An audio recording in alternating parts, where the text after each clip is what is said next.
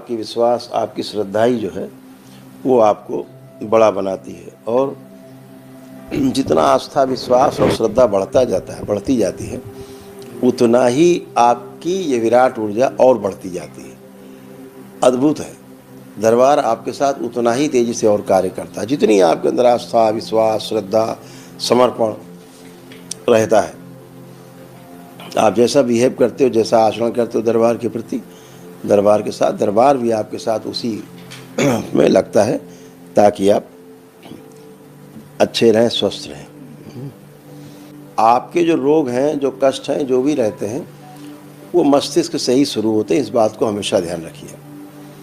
मस्तिष्क में सूजन उत्पन्न होना, नकारात्मक इच्छा, विचार, आशाओं के कारण सूजन उत्पन्न होती है, और सकारात्मकता के कारण सूजन समाप्त हो जाती है। ये भी आपको समझना चाहिए कि जो रोग पहले उत्पन्न होता है वो आपके सूक्ष्म शरीर में उत्पन्न होता है। क्यों उत्पन्न होता है? क्योंकि कारण शरीर में कर्म के बीज पड़े रहते हैं।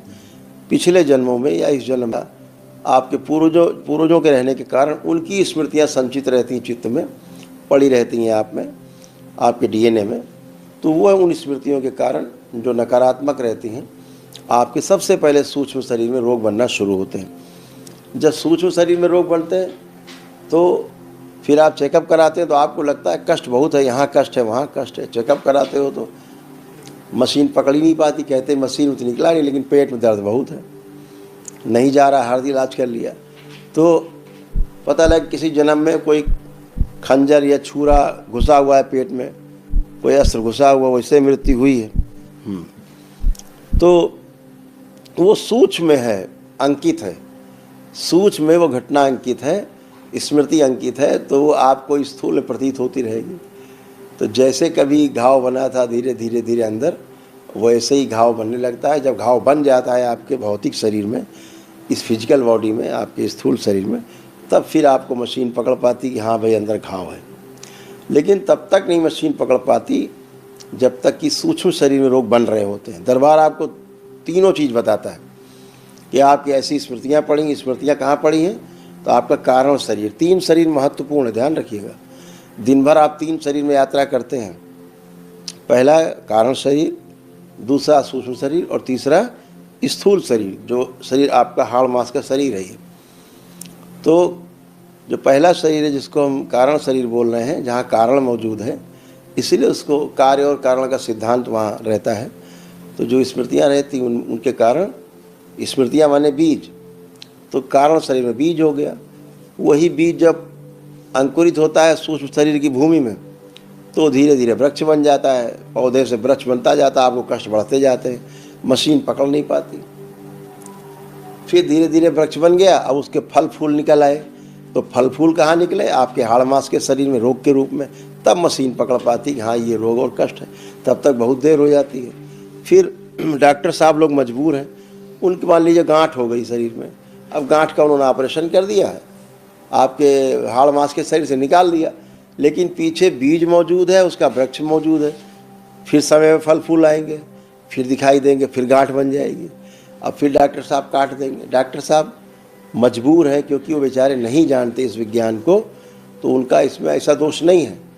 लेकिन हमारे ऋषि मुनियों का विज्ञान है, उससे भी आगे है। तो जब तक कर्म बीज नष्ट नहीं होते, कर्म भोग नष्ट नहीं होते, तब तक वृक्ष नष्ट नहीं होता, और उसके जो फल फूल हैं रोग के रूप में वो नष्ट नहीं होते। इसको ध्यान रखो। वो पीछे से बार बार आते रहे, एक बार हटाया फिर पैदा हो गया, फिर हटाया फिर हो गया, फिर हटाया, बोले कैंसर हो गया, तो क्या करें? बोले कीमो हुआ, जहर चढ़ा, 15, 16, 18, 20 कीमो हुई। अब बेचारे सर्जरी कर देते हैं डॉक्टर साहब। सर्जरी कर दिया, सड़ा गला हिस्सा निकाल दिया, काट पीट के जबड़ा निकाल दिया आधा। 2-4 महीने बाद डॉक्टर साहब आपको रिपोर्ट एक देते हैं, देखिए नील हो गया आपका कैंसर, अब आपको कैंसर नहीं है। तो कहाँ निकाला उन्होंने? आपके भौतिक शरीर से, हाड़ मांस के शरीर से। अभी सूक्ष्म शरीर में बना हुआ है, और सूक्ष्म शरीर को वो जानते नहीं डॉक्टर साहब, उसकी विद्या का उनको ज्ञान नहीं है। उसके पीछे कारण शरीर है, वो तो बिल्कुल ही नहीं जानते। तो फिर से रोग उत्पन्न होता है। फिर 1-2 साल बाद आए, बोले डॉक्टर साहब फिर कैंसर हो गया। फिर डॉक्टर साहब वही प्रक्रिया करते हैं, कीमो किया, सर्जरी किया, और फिर रेडिएशन किया, तमाम दवा ववा करा, इलाज करा, फिर 2-4 महीने बाद बोलते अब आप ठीक, देखो नील हो गया। फिर साल 2 साल बाद 3 साल फिर हो जाता है कैंसर।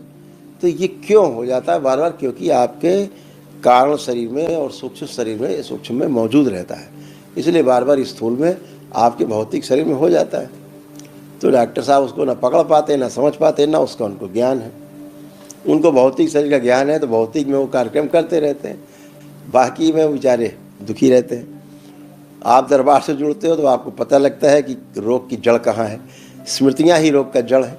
जब तक स्मृति नष्ट नहीं होती तब तक रोग नष्ट नहीं होते। स्मृति आपकी नष्ट हो गई, अब पितृ बैठे हैं तो पितरों की मुक्ति नहीं जब तक होगी, जब तक पितृ मुक्त नहीं हो जाएंगे, उनकी स्मृतियों से आप मुक्त नहीं हो जाएंगे, अपनी स्मृतियों से मुक्त नहीं हो जाएंगे, जो रोगी और नकारात्मक स्मृतियाँ, तब तक आप रोग कष्ट होते रहते हैं।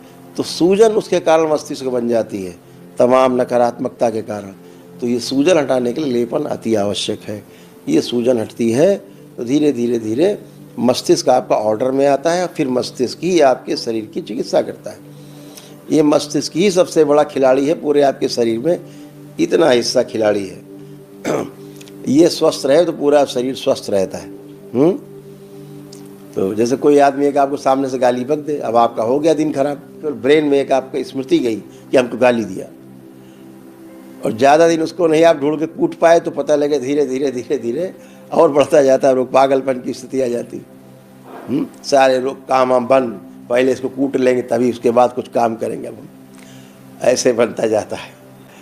अगर अपना प्रिय ऐसा कोई कर दे तो धीरे धीरे धीरे डिप्रेशन में आप चले जाते हैं। ऐसा कैसे कह दिया, हमारा ही पुत्र हमको ऐसा बोल दिया, हमारा ऐसा सबसे बड़ा मित्र उसने हमको ऐसा बोल दिया सबके सामने। तो अब वो नहीं जाता। अब डॉक्टर साहब उसको दवा खिलाते हैं, बोले डिप्रेशन हो गया। अब वो डिप्रेशन दवा से नहीं जाएगा, वो जाएगा तो स्मृति के नष्टीकरण से जाएगा। जब तक वो स्मृति नष्ट नहीं हो जाएगी गाली देने वाली, वो आपको कष्ट देती रहेगी। दरबार यही सब करता है, आपकी स्मृतियाँ नष्ट करता है। इसीलिए संकल्प में रोग को नष्ट करने का संकल्प नहीं होता, स्मृतियों को नष्ट करने का संकल्प होता है हमेशा।